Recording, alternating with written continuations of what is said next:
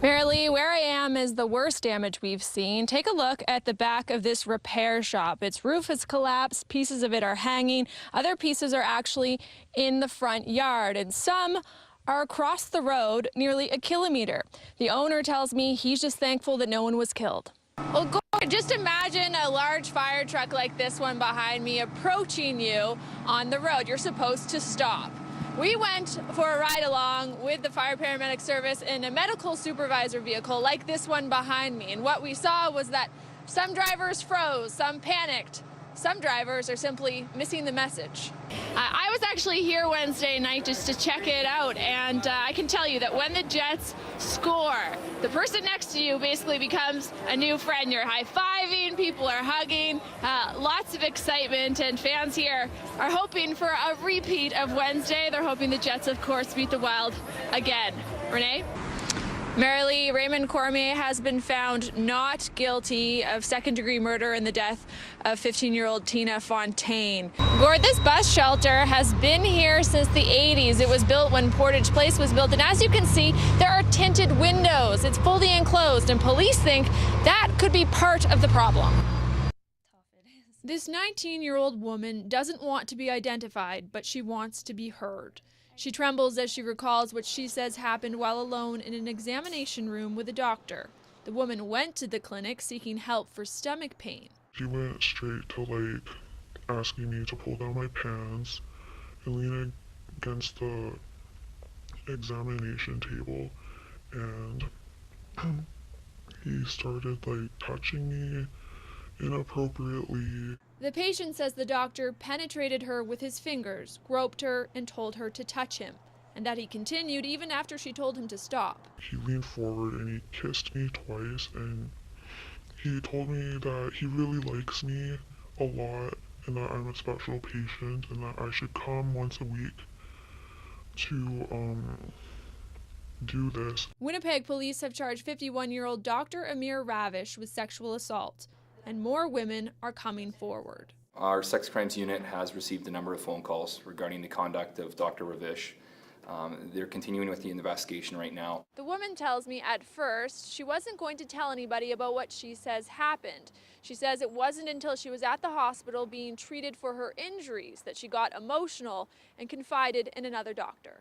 I walked out of the clinic and I started crying because I didn't know who to tell or what to do, because I didn't think anyone would believe me that a doctor did this to me. The woman is studying to become a doctor herself. Why did you want to share your story with us? Know that it's okay to step forward if someone does something like this to you. A message she hopes reaches others. Sarah Plowman, CTV News, Winnipeg. Sharing bannock with elders helps Sioux Caribou cope. This is her 7th Thanksgiving without her niece Tanya Nepanak. It's believed she was murdered. Her body was never found. And I still don't understand it. Next week, Caribou will share her niece's story at a community hearing in Winnipeg for the National Inquiry into Missing and Murdered Indigenous Women and Girls.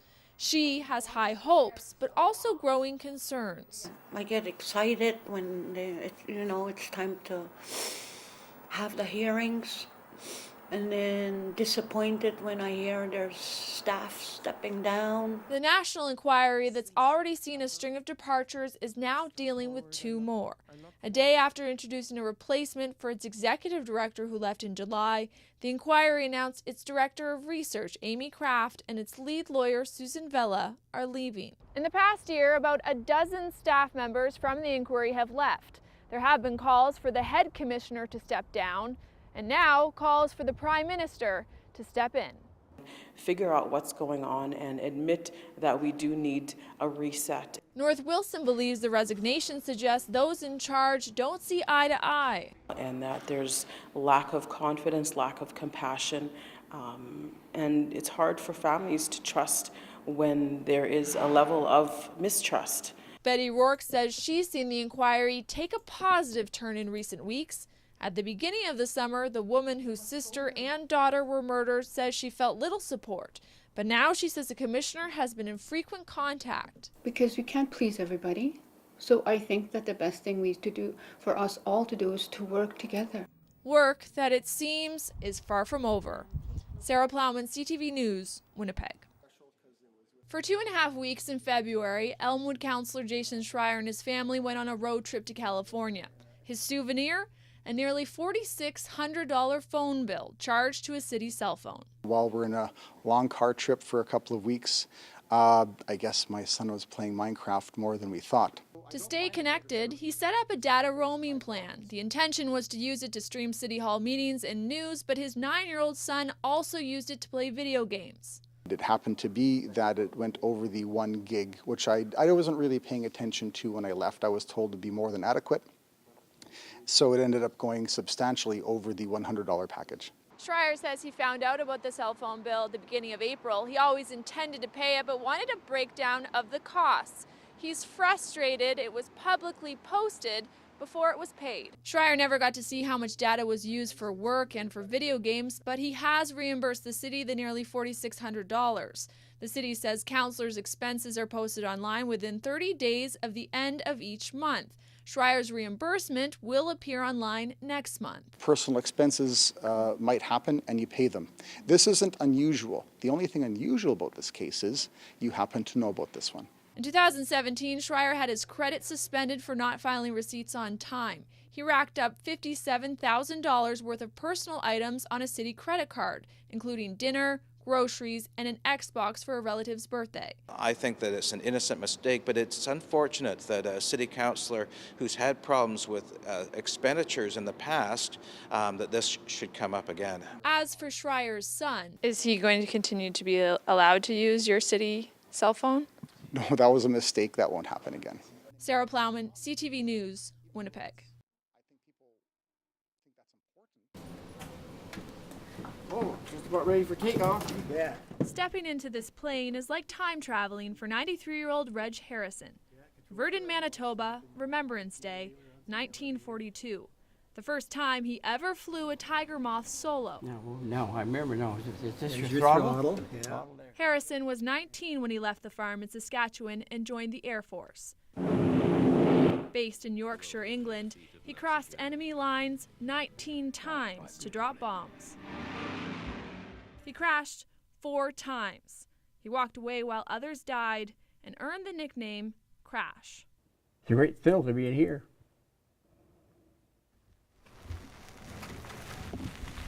Dave Gillespie bought this Tiger Moth from a museum and restored it. His father was also a Second World War pilot from Saskatchewan. When Harrison reached out, the plane collector had a special salute for the pilot.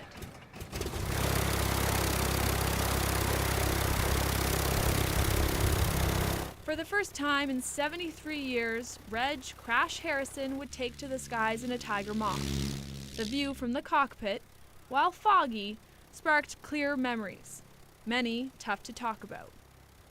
The Germans had a very effective night fighter force. And I think of all the bombers shot down, probably about 75% of them were shot down by night fighters.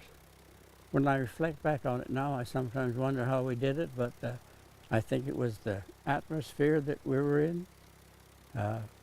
You always had the feeling that, you'd come back and there'd be empty beds and empty chairs, but you always had the feeling that it wasn't going to happen to you. I think if you felt otherwise, you probably never had enough nerve to take off again. Well done, well done. Yeah, that was quite a thrill. Didn't crash that time. Didn't crash that well, no. I had a new fella that knew how to fly. My dad was one of them. So he trained on the same aircraft. So to meet Reg today and see his enthusiasm and his spark for life still is just, it's incredible. It's encouraging, and it was an honor to be able to fly with him. We're not going to celebrate, we're going to commemorate or observe another Remembrance Day. So today had a lot of meaning for me. 43431. A special moment shared between 2 pilots, 2 strangers turned friends. Thank you. Sarah Plowman, CTV News, Saskatoon.